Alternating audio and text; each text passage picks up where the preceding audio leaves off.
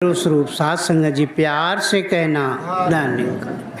साध संगत जी, आप जैसे संत महात्माओं को बहुत बहुत बधाई हुए।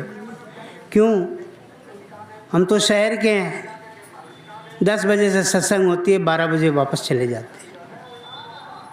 मगर आप वो कर्मयोगी महात्मा हो कि घर के सारे काम करके, खेती मजदूरी, आजकल किसानी इतनी बर्दाई हुई है कि साध संगत किसी से पूछो तो कहते हैं मेरे पास टाइम नहीं है, किसानी से मेरा गर्दन नहीं घूम रहा है। पर साध संगत जी, आप गुरसिक के प्यारे हो। सदगुरु माता सुदीक्षा सविंदर हरदेव जी महाराज की बड़ी कृपा है आप पर, जो इस दर पर जुड़े हो, जो इस धूप और इस छाँ को कुछ नहीं समझते, सदगुरु के वचन को मान करके साध संगत जी आप अपना जीवन जी रहे हैं।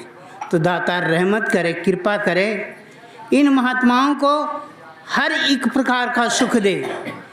माता सुदीक्षा सविंदर हरदेव जी, जो इनके जीवन में कमी हो और गुरु मर्यादा में हो, उस जीवन को जी करके इस शिखर तक पहुँचे और सदगुरु के आनंद, सदगुरु को ज्ञान का आनंद प्राप्त करते रहे। कहते हैं साध संगत जी वो गंगा है जो इसमें जो नहाते हैं, पापी से पापी भी पावन हो जाते हैं। तो साध संगत जी, इस सत्संग में जो आ जाते हैं, कितने भी बुरे से बुरे कर्म किए हों, पर साध संगत जी वो मुबारक हो जाते हैं। वो ज्ञान लेकर के, पहले बात तो इंसान थे, इंसान से साध संगत जी संत बनते हैं, संत से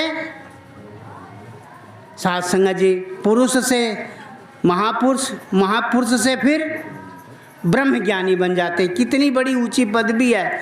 अगर हम पढ़ाई करने लगें तो साध संगत जी 2500 साल निकल जाते हैं, वो डिग्री हमें प्राप्त नहीं हो सकती जो इस दर पे आकर के अनपढ़ भी ज्ञानी हो जाता है।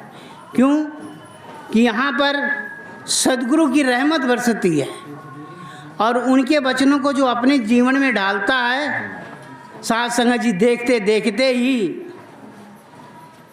जोड़े से होकर के स्टेट तक पहुंच जाता है।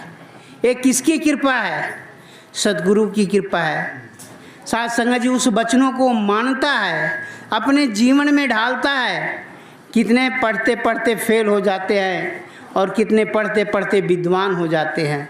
हमारे यहाँ तो हर एक ज्ञान से ब्रह्म ज्ञान की उपाधि मिली हुई है। सब ज्ञानों से ऊपर ब्रह्म ज्ञान है।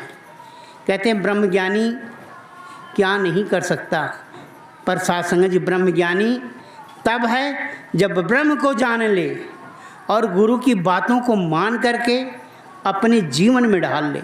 जब अपने जीवन में ढाल लेते हैं साध संगत जी, वो सारे सुख प्राप्त हो जाते हैं। कब होते हैं? कहते ब्रह्म ज्ञानी क्या नहीं कर सकता। ब्रह्म ज्ञानी की उपाधि बता रहे थे महात्मा कि अगर ब्रह्म ज्ञानी है तो साध संगत जी अर्थी जाति हो, वो ज्ञान लिया नहीं, फिर भी अगर ब्रह्म ज्ञानी की नज़र पड़ जाती है ना, वो भी मुक्त हो जाती है।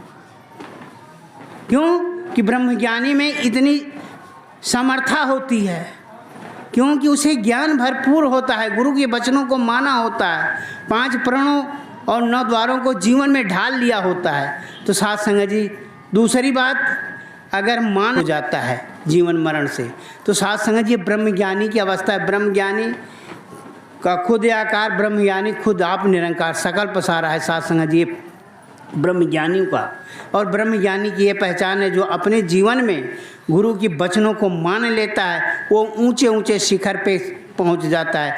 कृपा करो, रहमत करो, ये बोल ना रह जाए अपने जीवन में भी हो।